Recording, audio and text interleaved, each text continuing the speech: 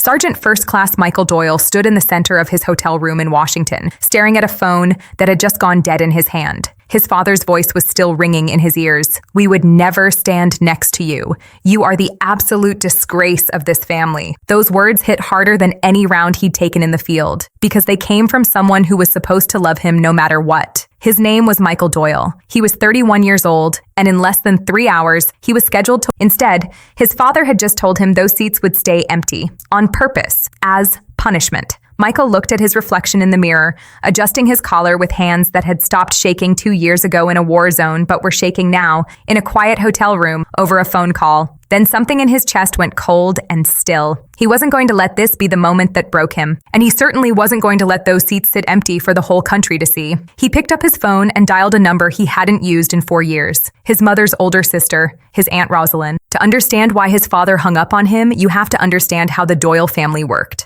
Growing up, everything revolved around Michael's older brother, Preston. Preston was 2 years older, effortlessly charming, the kind of son their father could brag about at dinner parties. Their father poured his retirement savings into every business idea Preston ever had. When Preston wanted to open an investment consulting firm right out of college, their parents remortgaged the house to fund it. When it collapsed within a year, they called it a valuable lesson and quietly paid off the debt themselves. Michael's choices were treated differently. When he enlisted, his mother cried, not because she was scared for his safety, but because she was embarrassed to tell her friends her son had chosen the military over law school. While Preston was flying to conferences on their parents' credit card, Michael was in officer training, earning every stripe the hard way, with nobody clapping for him. The real break happened 2 weeks before the ceremony. Preston's latest venture, a boutique real estate fund, had imploded under a wave of lawsuits and missing investor money. Facing real legal exposure, his parents called Michael not to ask, but to demand. They wanted his comeback. Refusing to hand over his savings was the ultimate betrayal in his father's eyes. And skipping the ceremony was how they intended to make him pay for it, to remind him who really held the power in that family. They had badly miscalculated. When Aunt Rosalind arrived at the auditorium downtown, she looked almost afraid to be there. Wearing a simple navy dress she'd bought for the occasion, holding her VIP pass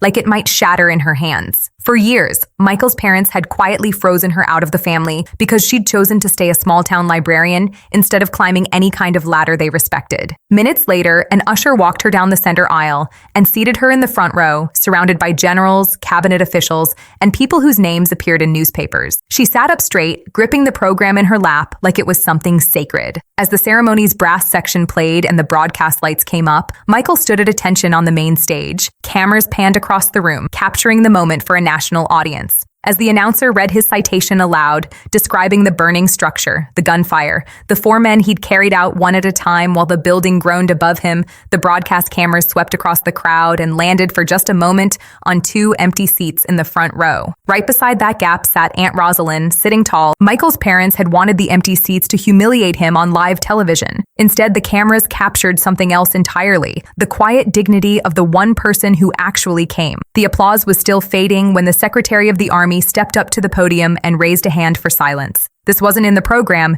He turned deliberately toward the front row. "Today," he said, his voice carrying through the hall, "we don't only honor Sergeant Doyle for his courage under fire, we also recognize the families who stand behind the people who serve. That support is the foundation this military is built on." He gestured toward Rosalind, who sat frozen, both hands pressed to the program in her lap. Through a new initiative funded by a private veterans trust, he continued, "The officially registered next of kin present today is being awarded a $2 million grant to establish and direct a new veteran support foundation in Sergeant Doyle's name. This award also includes the deed to a historic property in the Shenandoah Valley, designated for the foundation's headquarters." A gasp rippled through the auditorium. The camera cut sharply to Rosalind's stunned face, broadcasting live to millions of homes. Because Michael's parents had chosen not to attend, Rosalind had registered as his official next of kin just 20 minutes before the ceremony began. Across the country, viewers watched as the secretary handed her a plaque and a folder of documents. Tears streaming, she stepped up to the microphone and gave a short, unscripted speech about how real family isn't about blood or convenience. It's about who actually shows up when it costs them nothing to stay home and they come anyway. Michael's parents had refused to stand beside him,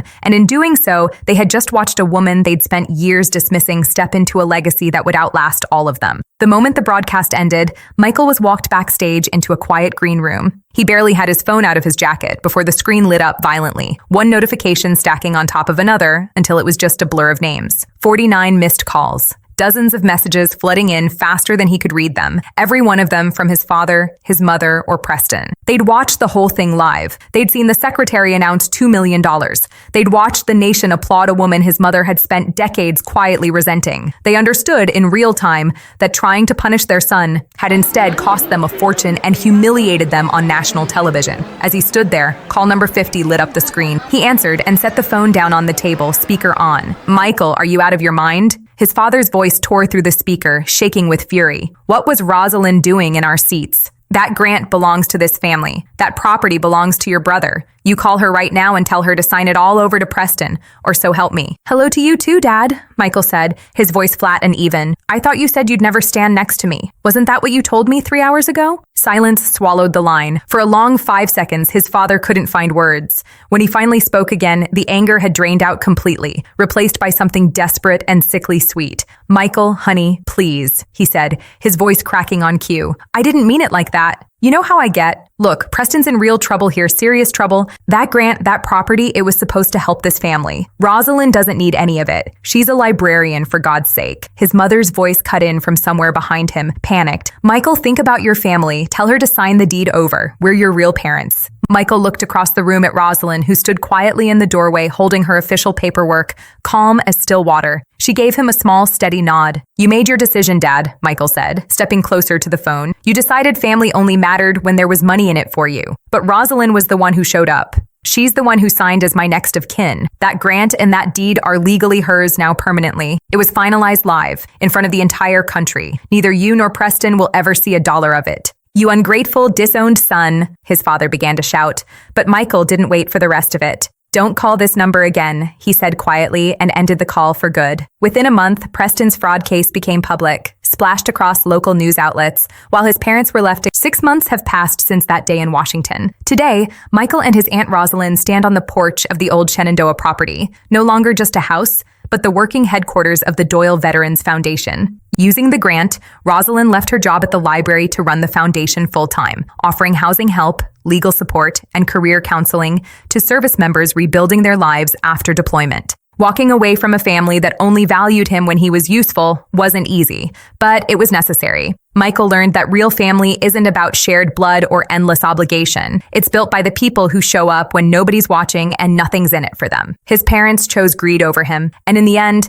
they were left with empty rooms and a silence they built themselves. Meanwhile, he and Rosalind built something that will keep helping people long after this year is over. He's standing on his own ground now, surrounded by people who actually chose him. So I want to ask you, if you were in Michael's position, would you have ever forgiven parents like that? Or would you have handed that seat to someone who actually deserved it, just like he did? Tell me in the comments. I read every single one. And if this story hit you the way it hit me, tap the next video on your screen right now for another story that's going to stay with you. Thank you for watching.